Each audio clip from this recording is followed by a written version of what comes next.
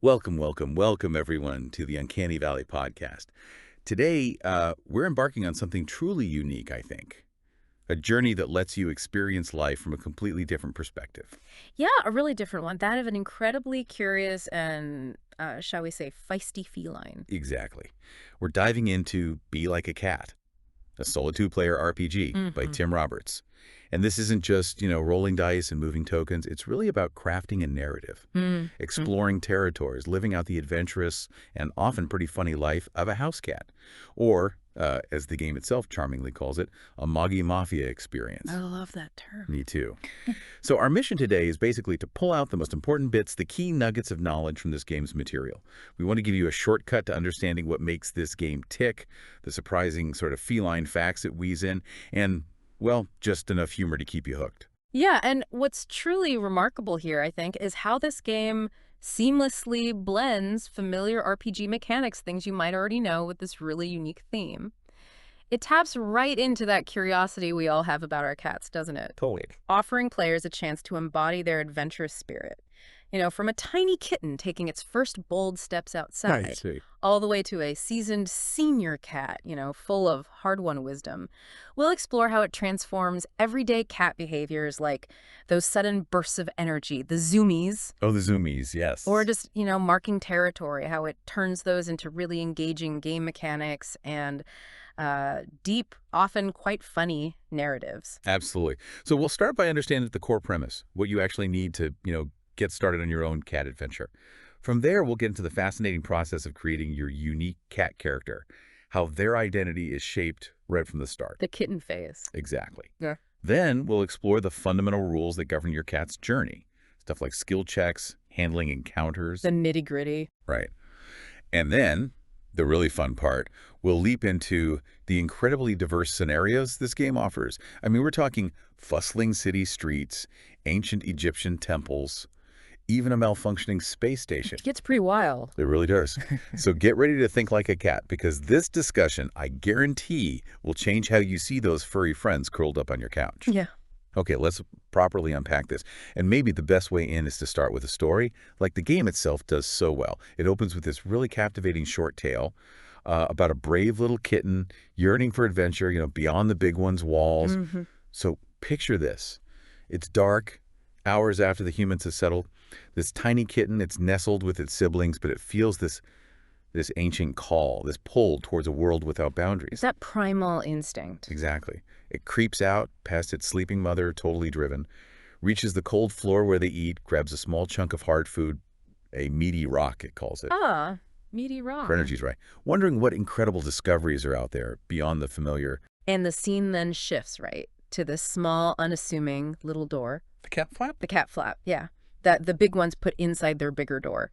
It's the portal its mother uses for her own, mysterious trips. Right. So the kitten pushes with all its tiny might, slides its back legs, gets a paw stuck for a second, cries out. Ah. But that desperation, that curiosity just drives it on. Claws at the floor, pushing, until it squeezes both legs through. And it's literally between two worlds, then. Perfectly put. Behind it, warmth, safety, home, ahead. The wild smell of dying leaves, distant growls, those alley cats and foxes its mother warned about. The stuff of legends for a kitten. Totally. And here's where it really grabs you. Just as its front paws touch that cold, damp earth outside, bam, giant hands. Oh, no. Pulled backward, spun around. It's the human, the big one, looking down, shaking their head, smiling that knowing smile. The classic "where do you think you're going" moment. Exactly. Spoken in that gentle, cooing voice, carrying the kitten back to the blanket, wedged protectively between its siblings. And the kitten, in its little cat mind, tries to explain its grand purpose, destiny, this connection to something older, wiser. Something the big ones just wouldn't understand. Right. And the human just strokes its head, makes that familiar sound. "You're so cute." Ah, but so frustrating for the kitten. Totally. And that opening story, it just perfectly sets the tone. Whimsical, relatable, but hinting at this deeper, wilder world within the domestic, all seen through cat's eyes. That kitten's tale is brilliant. It's more than just an intro. It hooks you right into the cat's perspective, and it frames Be Like a Cat perfectly as this unique RPG for 1 or 2 players, focused squarely on exploring, claiming territory, achieving goals as, like you said, a curious and feisty feline. That Moggy Mafia spirit. Exactly, where even simple things like claiming a sunbeam become part of this bigger territorial game, instinct and strategy. So what do you actually need to play this? Well, the game really emphasizes simplicity, which is great. Makes it super accessible. First off, you'll need a cat stat sheet. Think of it as your cat's character sheet, basically. Tracks their info, their skills as they develop. Okay. There's one in the book, or you can just download more from Critical Kit's website, www.criticalkit.co.uk. A cat. Easy peasy. Got it. Stat sheet. What else? Next, just a few 6-sided dice, your standard D6s. These are really the engine of the game. They generate the locations, the events, the creatures you meet, and crucially, you use them for skill checks. Right, whenever your cat tries something tricky. Exactly, or gets into a scrap. And you mentioned crafting a narrative, so like a journal. Yeah, keeping a journal is highly encouraged. It's optional technically, but they really push it as a great way to flex your creative writing. Lets you flesh out the details of your cat's adventures, look back on them later. It's like your cat's own little autobiography. I like that. Your cat's memoir. Totally. And finally, you'll want some territory tracker sheets. These are key for mapping out where you've been and marking the territory you've claimed. Ah, the Moggy Mafia part again. Taking over turf. Precisely. Again, they're in the book or online. Or you can even use digital tools if you prefer, like Roll20 or Dungeon Scrawl. They mention those specifically. Okay, cool. Digital options are nice. And if we look at the bigger picture here, the simplicity of these components, it's kind of genius. Makes the game incredibly accessible. It really embodies that core RPG idea. Use your imagination and a few simple tools to build these complex, engaging stories. Yeah, no need for tons of miniatures or complicated setups. Exactly. Just dice, paper, pen, and your brain. The focus stays on the story, the cat's perspective, the emergent narrative, not getting bogged down in bits and pieces. Makes sense. So the main objective is exploring and controlling territory, but you mentioned themed scenarios. How do those change things? That's where it gets really interesting. While the base game is about exploration and territory, each themed scenario layers on unique aims and goals. So your cat isn't just wandering aimlessly, there's always a purpose, a quest. Maybe finding lost siblings in the city, or gathering ancient scrolls in Egypt, like you mentioned. That's direction and replayability then? Hugely. And another layer is the life cycle stages. Your cat isn't static. It grows, changes, acquires new skills, wisdom, even physical tweaks as it goes from kitten to young adult, mature adult, and finally senior. Oh, that's cool. So there's a real sense of progression, like a life story. Exactly. It gives their journey a natural arc, makes it feel really personal. And how does the exploration itself work? Is it always the same map? Not at all. That's another clever bit. Locations and encounters are generated dynamically using dice rolls whenever you enter a new area. Ah, so it's different every time. Pretty much. You'll constantly find varied surroundings, meet different creatures. Some places might be empty, easy to claim. Others will have incumbent creatures already there. Who might not want to share their sunbeam. Precisely. They might fight, or maybe you can negotiate. It keeps the gameplay fresh, unpredictable, exciting. Every session feels new. And all this relies on your cat's skills, right? Absolutely. Your cat has a range of abilities. Prowl, jump, cute, scare, things like that. When you try something tricky, you make a skill check. Roll dice based on your skill score. To see if you pull it off. Exactly. It quantifies their feline prowess. And as you succeed, you start tracking territory, expanding your domain, keeping an eye out for rivals. And this can be solo or two-player. Yep. Fully flexible. You can play it entirely on your own, crafting your cat's story, or team up with a friend. We can get into the different two-player modes later. There are a few options. Okay, great. Sounds like a really well-thought-out system. Simple components, but lots of depth. It really is. A lot of clever design packed into it. So the natural next question, right, is how do you actually become the cat? How do you embody that in a meaningful, game-driven way? Yeah, character creation. How does that work? Be Like a Cat does this in a really engaging way. It integrates character creation right into the story. It's framed as the formative years of your kitten. Oh, interesting. So it's not just picking stats off a list. Not really, no. It's more organic. It becomes part of their origin story. You're shaping their personality and abilities as they're experiencing their first little adventures. That sounds much more immersive. Yeah. So how do you start? Simple. Grab that cat stat sheet we mentioned, something to write with, and your D6s. That's all you need to begin bringing your kitten to life. And like you said, it's intertwined with the story from the get-go. You make rolls to see how good your kitten is at certain things, and you're encouraged to jot down little notes about how they learned that, even in those early stages. Building a history from day one. Exactly, before the main adventure even kicks off properly. Okay, so what's the first big choice? The first, and arguably the most crucial step, is choosing your cat's background. This really sets the foundation, shapes their core skills, their personality, how they instinctively see the world. And there are different options. 3 distinct ones. Each paints a very different picture of your cat's upbringing. All right, let's hear them. First up, you've got the feral background. The wild ones. Exactly. Born and raised in nature, never knew a human home. Interestingly, despite living rough, they're often quite clean, meticulous preeners. Might have some scars, though. Makes sense. Tough life. How do they act? Generally unsociable, avoid contact, especially humans. Don't like being touched. But they can be communal, might form colonies with other ferals near territory they control. And where do they start? Like game-wise? Woodlands, countryside, farms, parks, those sorts of places. Make sense for a wild cat. And mechanically? What bonuses or weaknesses do they get? Ferals are natural survivors. They get a bonus. They roll with courage on all PRLL and hunt checks. Stealthy hunters, but their weakness reflects that wildness. Yes. They roll with timidity on all cute and signal checks. Not great at the social stuff. Okay, feral. Got it. What's next? Next is the stray, the streetwise survivor. The ones who used to have a home, maybe? Yeah, or got lost. They've learned the hard way how to survive on the streets. They're kind of in between feral and domestic, hardy, cautious, opportunistic, but not totally anti-human. What do they look like? Often a bit unkempt, maybe dirty from rooting through bins. Shows their lifestyle. Fun behavior. Cautious but opportunistic. Might befriend other cats if it helps them. Often approach humans for food or shelter. Resourceful. Starting location. Alleys. Bins. Pretty much. Back garden, alley, behind a restaurant, you pick the specific urban spot they started in. Makes sense.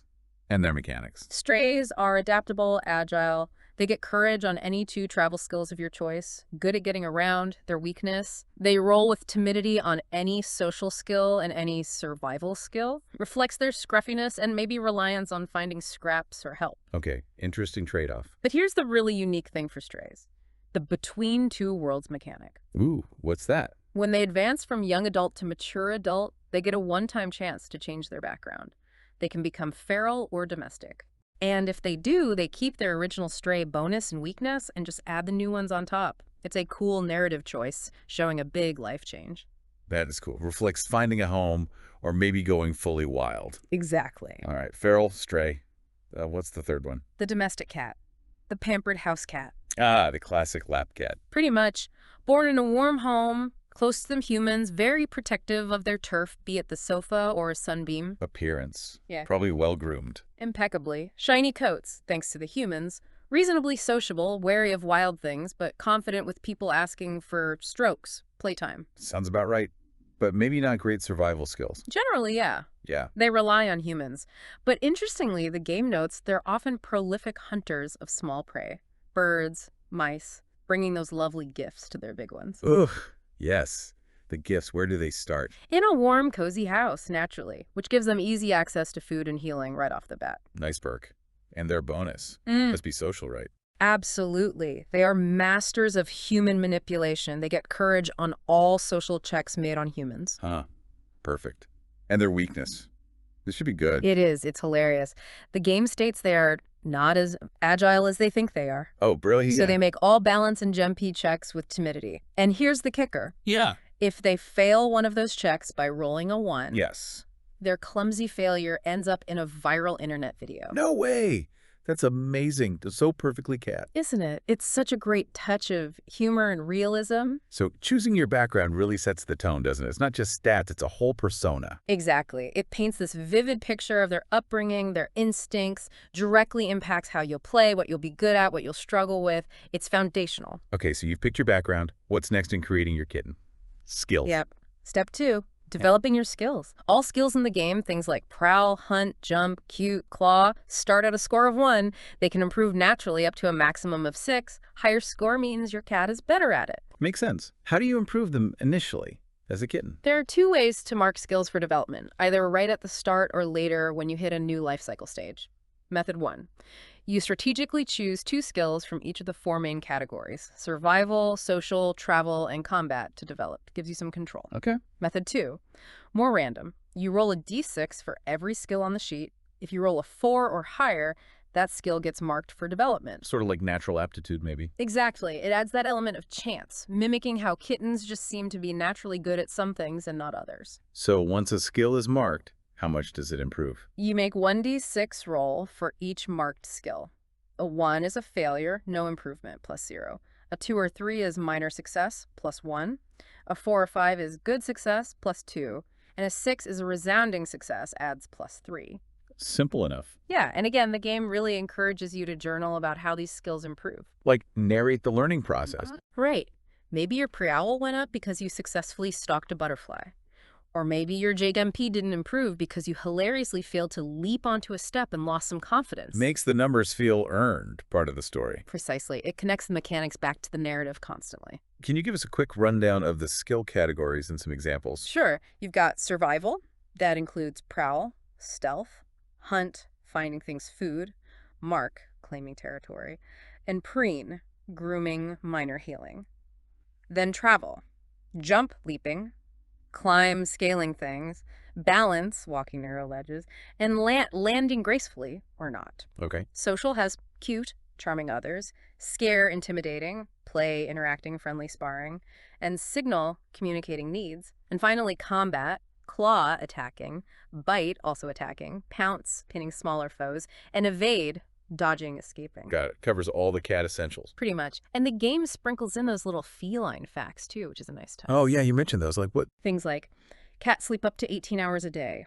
Or a group of cats is called a clouder. Just little real-world detail. Adds flavor, grounds it a bit. Exactly. It makes the whole thing feel more authentic, even amidst the fantasy scenarios later on. So once your kitten is created, skills developed, you become a young adult and start the main adventure. That's the idea. You hit that young adult stage and the world opens up. The character feels like they're truly growing and changing as they explore. It's a journey. Okay, so we have our cat. Now, how does the actual game play? What's the flow? The game uses a pretty clear turn-based framework, gives it structure like a board game might, Right. but it's flexible. It really encourages player creativity in interpreting the prompts you get and, writing those journal entries. You can journal anytime, but the turns guide the action. Gotcha. So what happens in a turn? Each turn has 4 distinct phases. Keeps things organized. Phase 1. Phase 1, movement.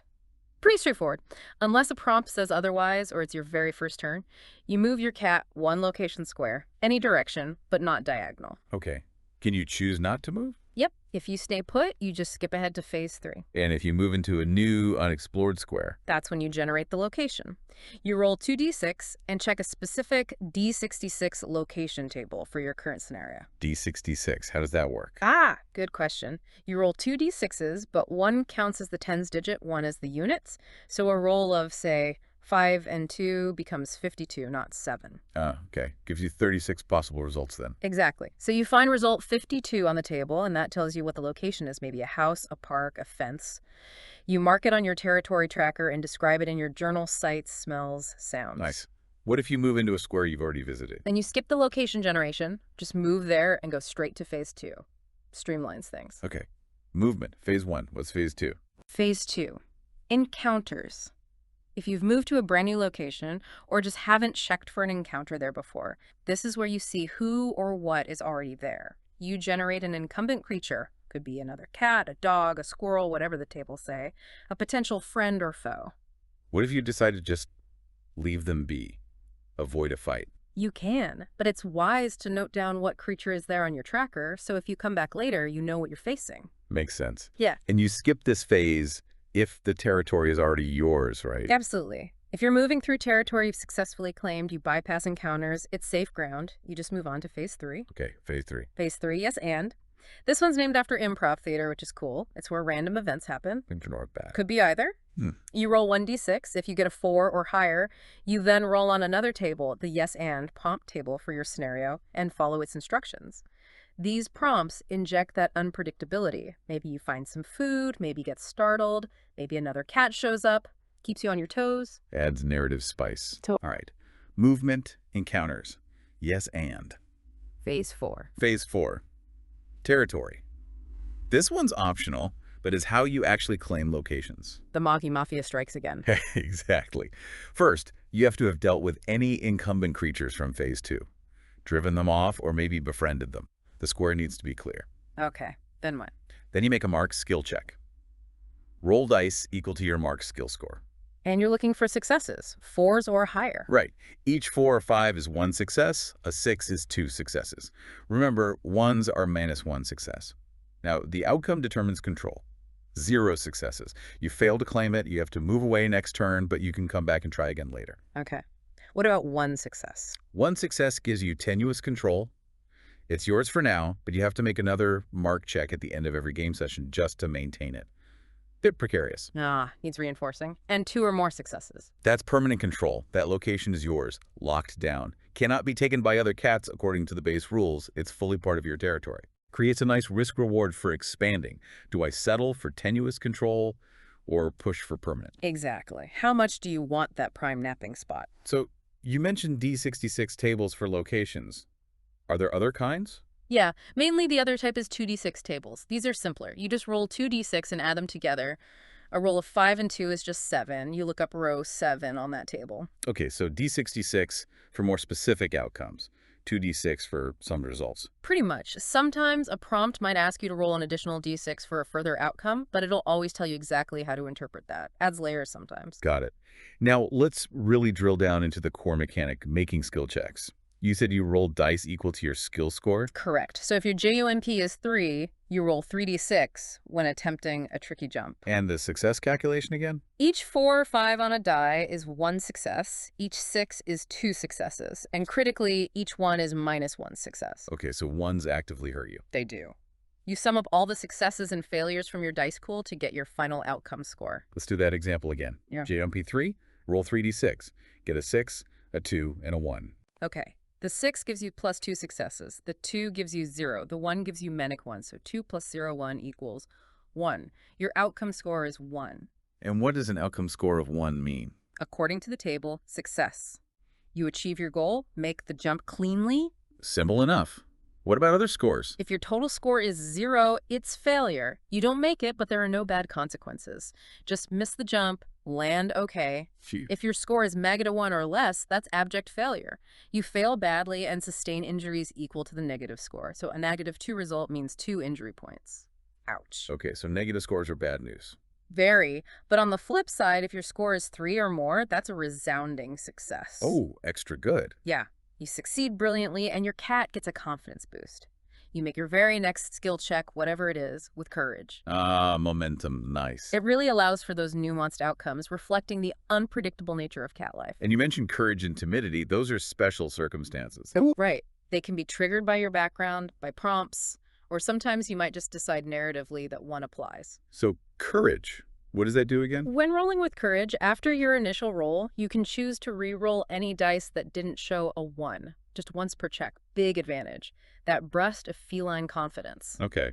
And timidity? Timidity makes things harder. When rolling with timidity, any 4s you roll simply don't count as successes. Still need 5s or 6s. Reflects caution, fear, being overwhelmed. Gotcha. So those add another layer depending on the situation. Exactly. Yeah. It makes the dice rolling feel more dynamic and tied to the cat's state of mind or the circumstances. All right. So inevitably, fights are going to happen. Yeah. What are the rules for fights? Yeah, cats get into scrapes. The game emphasizes fights are rarely to the death, though. Usually about inflicting injury or intimidation until someone backs down. Okay. Less lethal, more about dominance. Mostly. Though losing a life is possible, the game lets you decide how graphic you want to be in your descriptions. And surrender is always an option for either side. How does combat work? Is it turn-based too? Yep. Series of turns. Each creature involved makes either an attack or a defensive maneuver. Your cat usually gets the first attack, quick reflexes. Makes sense. What are the maneuvers? Main attacks are bite and claw. You roll dice equal to the skill. Each 4+ inflicts 1 injury point on the target. Can the target defend? Yes. That's where the evade maneuver comes in. Immediately after being hit, the target can roll their evade skill. For every 6 they roll, they subtract 1 injury point from the damage taken. Ah, a chance to dodge or mitigate. Exactly. Then there's pounce. This is for jumping on a smaller or same-size creature to pin it down. Both you and the target make opposed rolls, your pounce versus their evade. Whoever gets more successes wins the struggle for that round. What happens if you keep them pinned? If you win the pounce struggle for 2 or more rounds consecutively, they must submit and leave. You win dominance. Okay, so bite, claw for damage, evade for defense, pounce for control. That's the core loop. Resolve maneuvers, deduct any remaining injury points from the target's health, repeat until someone surrenders or is defeated.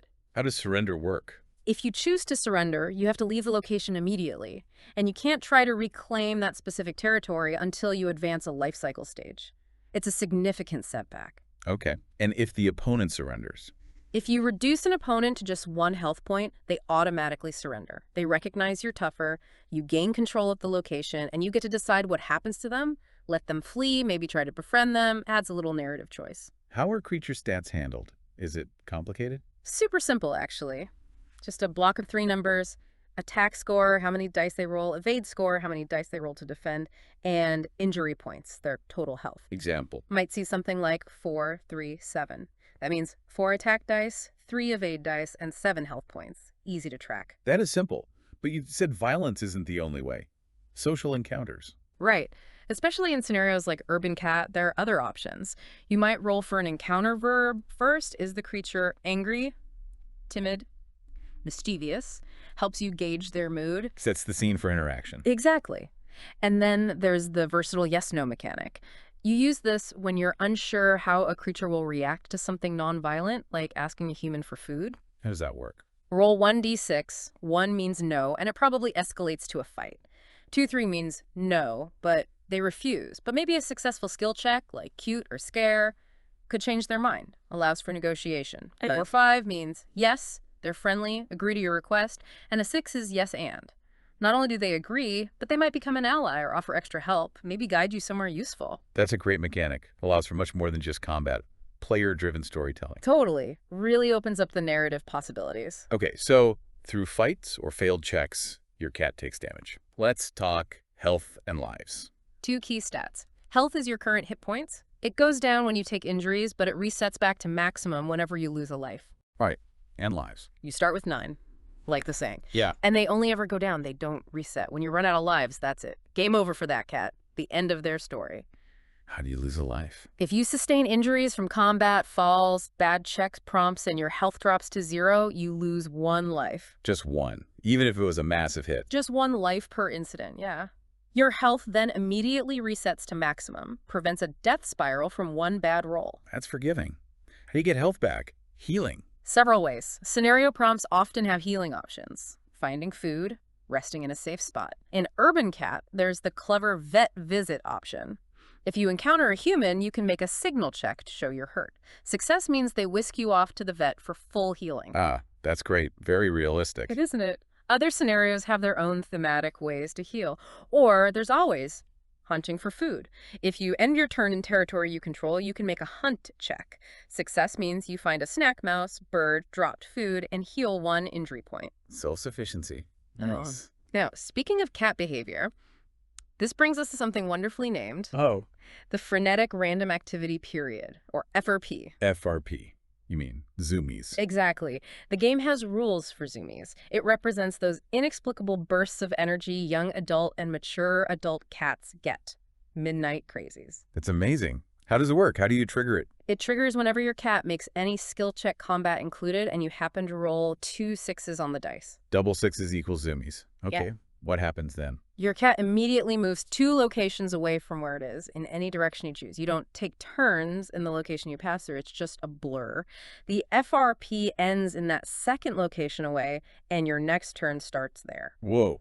Totally unpredictable. Could completely mess up your plans. Or maybe help you escape danger. It injects that chaotic, charming, very cat energy right into the mechanics. Imagine journaling about zooming through a sacred temple because you rolled double 6s on a pounce check. Hilarious. Okay, one last core mechanic bit. You mentioned life cycle stages earlier. Can we revisit those in more detail? Absolutely. They add that crucial long-term arc. So young adult, what are the key things there? Young adults are still learning. Mechanically, this means if you roll any one on any skill check die, you automatically fail the check no matter what other dice showed. Harsh lessons. Their max health is 5. Okay. Learning the ropes. Then mature adult. This is prime time. You get significant skill improvements. Roll 1d6 for each of your skills. A 2-4 adds +1, a 5 adds +2, a 6 adds +3. Big boost. Max health also increases to 7. Peak cat right here. Nice. And finally, senior. Wisdom replaces some agility. Regardless of background, all travel and combat checks are now made with timidity. Getting older, more cautious, maybe a bit slower. But all social and survival checks are made with courage. They've learned a thing or two. They know how to survive, how to manipulate. Their max health drops to 4, though, reflecting that vulnerability. That's a really elegant way to show aging. Yeah. Creates a full life story. It really does. You feel the changes as your cat progresses. It's a meaningful journey.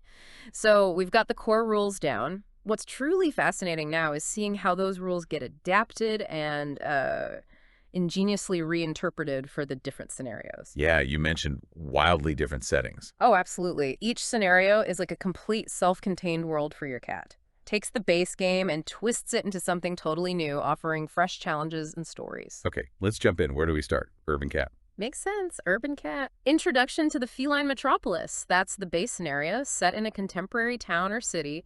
Great place to learn the ropes. Does it have unique rules? It does. Capturing that urban cat life. A big one is rooftop travel. Avoiding the dangerous streets. Exactly. It's faster, stealthier. No encounter rolls up there. But it's risky. You need a climb check to get up, fail, and you fall, taking 1d6 injury plus extra for any ones rolled. Ouch. High stakes climbing. And then, moving across rooftops requires a balance check for each square you move. Fail that, you fall too. Same painful consequences. Really captures that vertical world cats navigate. Okay, rooftop travel. Anything else unique to urban cat? The handling of time and life cycle stages. Time is fluid. Each turn is just a moment of note, not strict minutes or hours.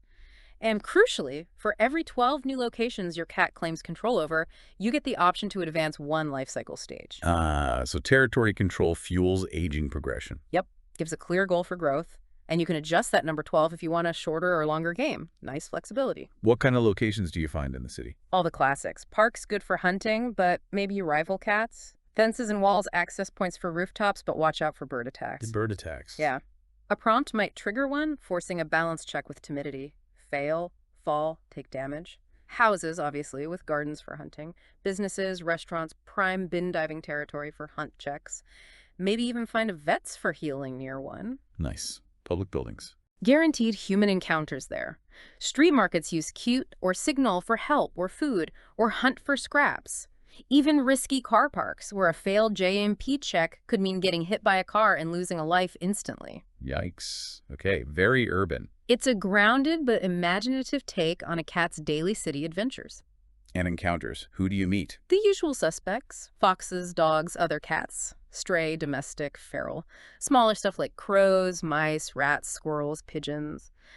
But the tables can throw curveballs depending on the specific location. Things like llamas, grass snakes, hens, goats, budgies even. Adds quirky surprises. Llamas. Okay. And the yes and prompts. Give us some examples. Oh, they're great. Maybe a FRIP triggers suddenly. You might cut your paw on glass, injury.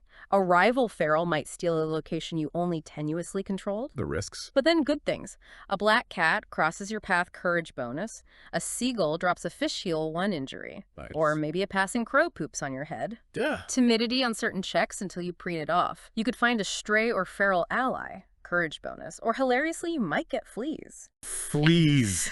Oh, no. Yep. Requires preen checks to remove, and you have social timidity until they're gone. It's those little, authentic, funny details that make it work so well. Okay, urban cat sounds like a solid base. Where does it go from there? You mentioned cyberpunk. Oh, yes. Brave Mew world, cats in the cyberverse. This one is wild. Dystopian cyberpunk setting, you're a cat avatar in the metaverse. A virtual cat. Yep, working for underground hackers called freerunners against the big bad Midas Corporation. Classic cyberpunk setup, but with cat. What's the goal? Hack the planet. Close. Locate and copy 8 crucial databases containing the metaverse kernel, then upload them back to the freerunners. Your cat's stealth and agility become hacking tools. Clever. What are the unique rules here? Lots of fun tech twists. You can get augmentation software upgrades for your virtual cat, usually by defeating digital creatures. Max of 2 need compatibility rules. Augmentation's cool. Glitches use the FRAP rules. Your avatar suddenly zooms erratically through the digital space. A cyber zoomie. Love it. You interact with data ports, which have different functions. Get augmentations, download cheat codes. Cheat codes, like in video games. Exactly. Multi-use items can instantly win combat by spending codes equal to the enemy's remaining health, or use them to activate the intranet ports for teleportation between other ports. Fast travel. Nice. Healing, defragmentation ports. Make a signal check to use defrag units and heal injuries. Basically rebooting your cat avatar. Okay, this sounds awesome. What about locations? All cyber-themed. Database servers, signal check to download data. Coding cubicles, hunt for data ports. Cable rooms, PROL check to avoid EM spikes that damage augs or hurt you. Psionic labs, checks made with timidity unless you spend a cheat code. Body shops, get permanent cybernetic skill boosts. Weapons, labs. Weapons for the cat avatar. Oh, yeah. Sonic Meow, Electric Tobian Glove, Laser Collar, Poison Tooth Cap. Each gives combat bonuses, limited uses, turns your cat into a little cyborg hacker. Incredible. Encounters must be just as wild. Totally. Robot vacuums that act as malware detectors, trigger alerts if you fail pre-IOL. Security chihuahuas that chase you. Cyber kitten allies who might scout for you. Human hackers might give codes, might inflict viruses.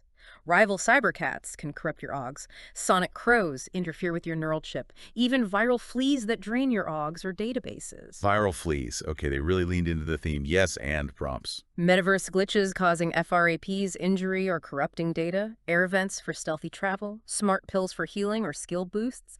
EMP surges causing chaos. Finding fallen heroes, dead avatars, to loot their augs or databases. Getting caught on CCTV triggers multiple encounters. Wow, it really reinterprets everything through that tech lens. Cat stealth hacking makes perfect sense. It does. It's a brilliant fusion of theme and mechanics. All right, from cyberpunk to ancient Egypt, that's quite a shift. It is. The Book of Bastet, Ancient Egyptian Mysteries. This one raises that interesting question. How do you balance the sacred and the mundane? A cat becoming a god, but still being a cat. Set in ancient Egypt, you said. Under Ramses II, your cat starts having disturbing dreams, snakes, secret chambers. Okay, atmospheric intro. What's the plot? You go for a drink at Lake Nasser, see your reflection distort, and a giant serpent cloud Apep, the serpent god, appears.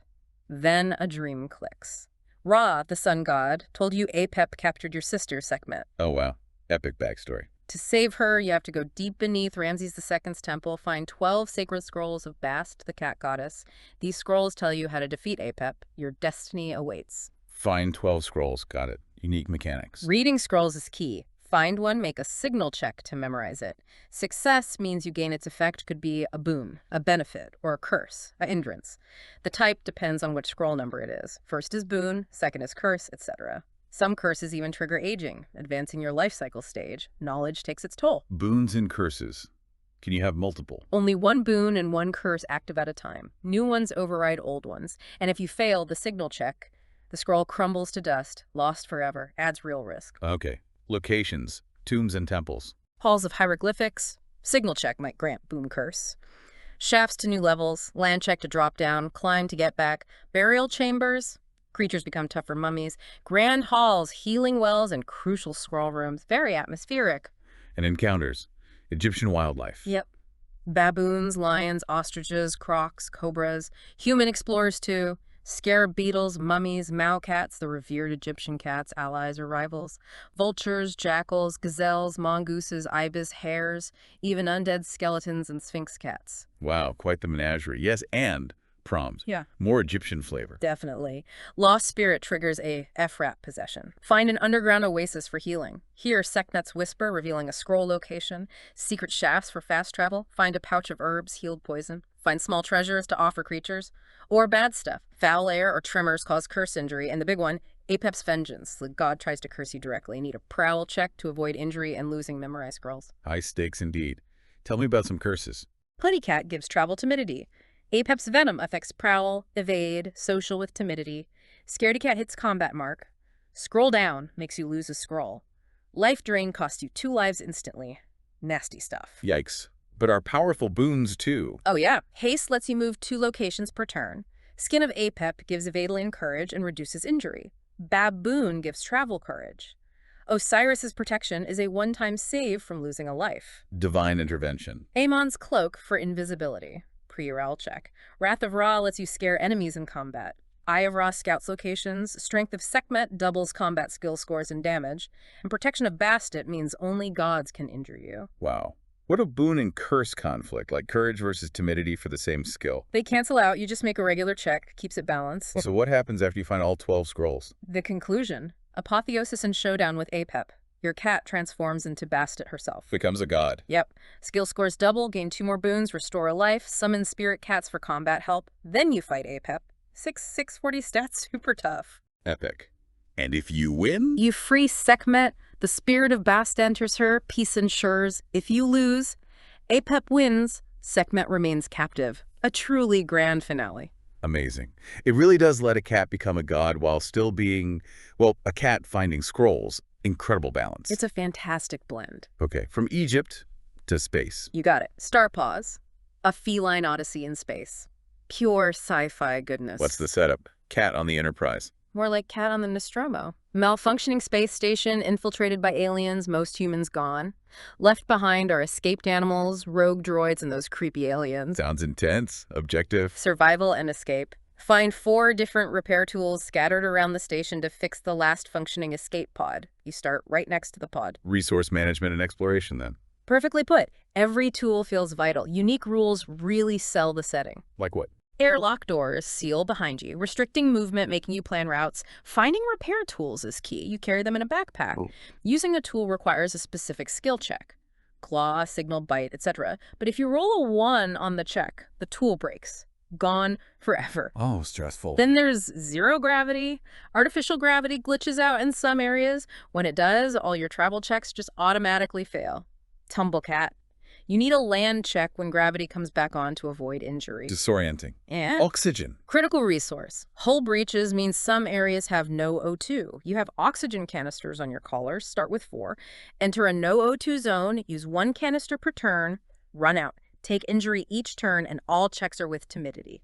Desperate. As real-time pressure, you go outside. Yep. Spacewalks, external airlocks let you travel on the station's hull. Subject to 0G and oxygen rules, obviously. Chance to find another airlock back inside.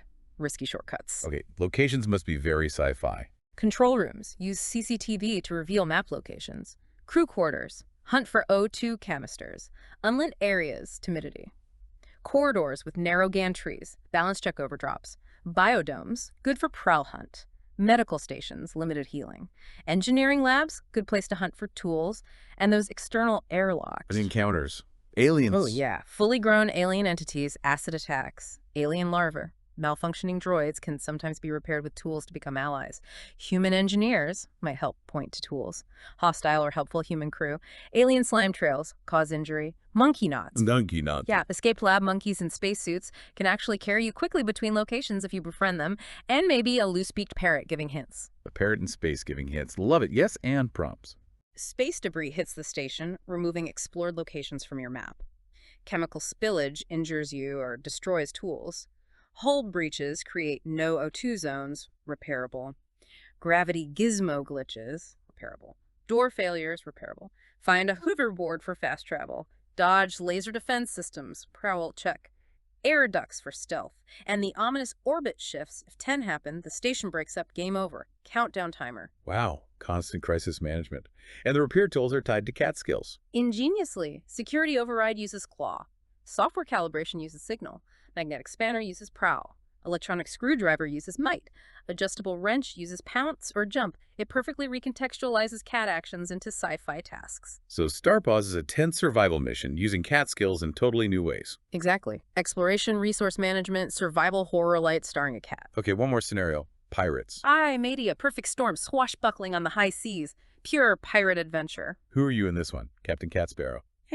Close. You're a daring captain's cat helping your human crew on a treasure hunt. What's the treasure? 8 rare doubloons scattered across different treacherous islands. Find them all, only 1 per island allowed. Then create a treasure map to lead your crew to the hoard. You start in a smuggler's bay, your home port. Find 8 doubloons, make a map. Classic pirate stuff. How does travel work between islands? Clever system. Each territory tracker sheet is an island port. Find a moored ship or smuggler's boat, stow away, well check maybe, and you sail to a new island, start a new tracker sheet. You name and describe each island. So you build an archipelago as you play. Cool. What about the sailing itself? Risky, the high seas mechanic. Roll a d6 when you set sail. 1 means storms, lose a life. 2 is a rat attack on board. 3 is sea sickness, injury. But 4-6 is safe crossing, adds peril to travel. Okay. Locations on these islands, pirate towns, jungles. Palm trees, hunt for doubloons, risk claw damage. Smugglers' boats, prowl to stow away. Kingsguard outposts, prowl to avoid, maybe cute a guard for food. Underground tunnels for stealth. Houses, ships about to set sail.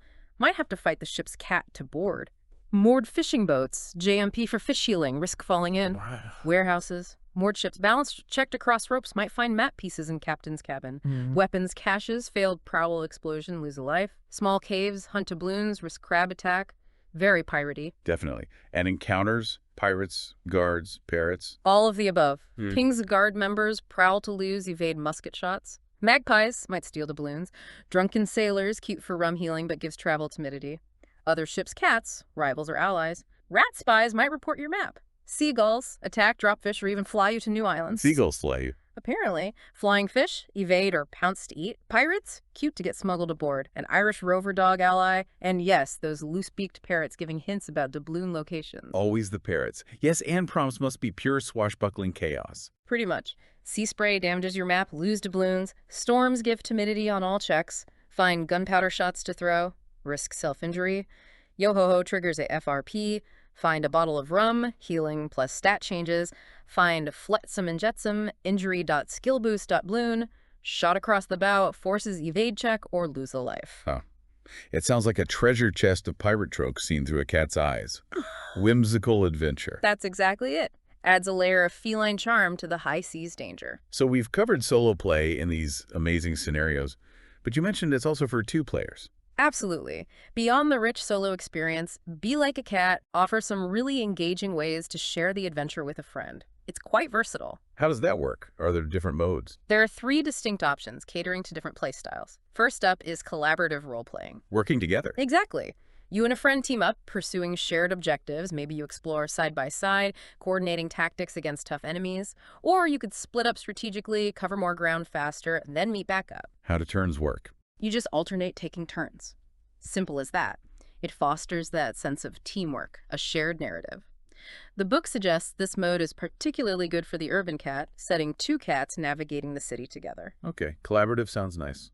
What else? Then you have competitive role-playing. Takes a totally different approach. Head to head. Yep. You're working against each other.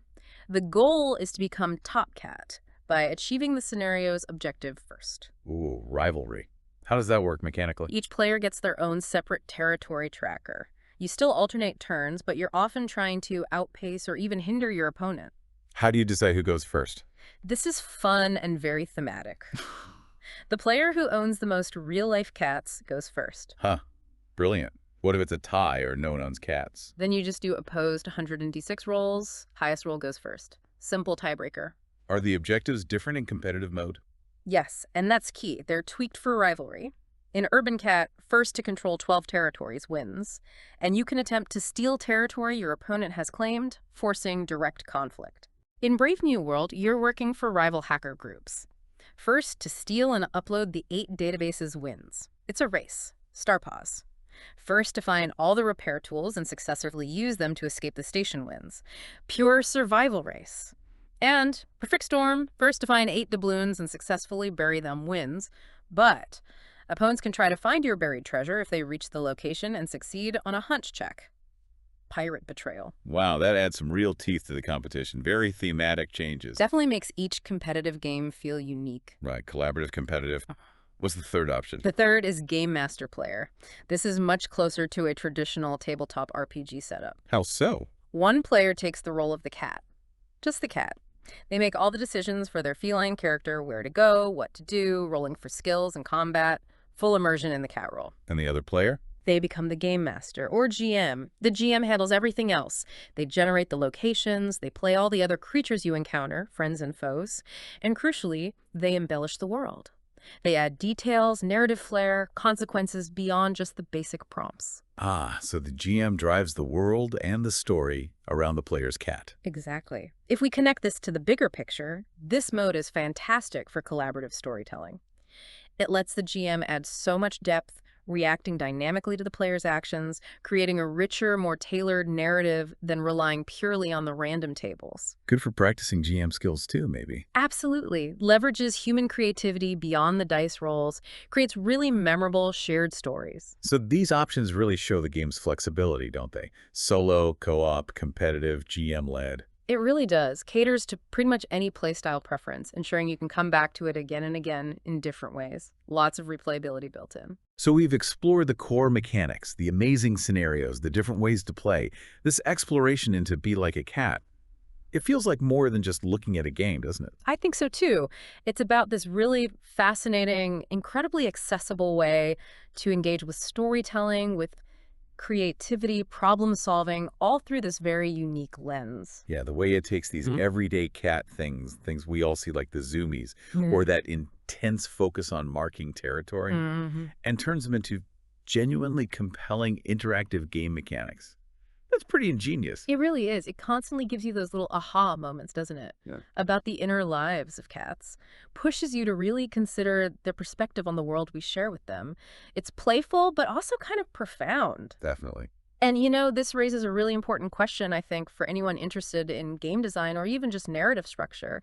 How does a game like this, focusing on such a specific, often overlooked perspective, manage to enrich our understanding of immersion, of how players connect with a story? Good question. It's really a testament to how creativity can transform the mundane. Everyday observations become these rich, interactive experiences. It proves, quite powerfully, I think, that compelling stories don't have to be about epic heroes and grand battles. They can be found right there in the everyday adventures, the surprisingly complex, often funny, always adventurous lives of the smallest among us, like a curious, feisty feline. Well said. And beyond the storytelling, think about the skills it encourages. This structured yet imaginative play, it really pushes critical thinking, adaptability. How so? Well, embodying the cat, you're constantly thinking strategically, managing resources, health, lives, oxygen and star paws, doubloons in perfect storm. You're engaging in social dynamics. Do I try cute? Do I try scare? Do I just run? Choosing your approach. Exactly. All while trying to stay true to this creature driven by instinct, by curiosity, by that deep-seated need for territory. It's a surprisingly deep exercise in perspective taking and creative problem solving. It really makes you think differently about cats. So maybe a final thought for our listeners to chew on. The next time your own cat gives you that intense, unblinking stare from across the room, or suddenly explodes in that burst of frenetic energy, dashing for no apparent reason. The FRAP. FRAP. What unseen adventure might they actually be embarking on in their own little world? And what role do we, the big ones, play in their grand, ongoing narrative? Are we quest givers? Obstacles? Just providers of food and warm laps? Something to ponder next time you're being ignored, or having a gift proudly presented at your feet. Huh. Indeed. Well, thank you for joining us on this very special exploration of Be Like a Cat here on the Uncanny Valley podcast. We hope this discussion has given you a fresh perspective, maybe even inspired you to check out the game or just watch your own cat with new eyes. We truly hope this look into the world of Be Like a Cat has sparked your imagination, maybe offered a new appreciation for the secret lives of our furry companions. Until next time, keep being curious, keep exploring those different perspectives, and keep listening to the Uncanny Valley podcast.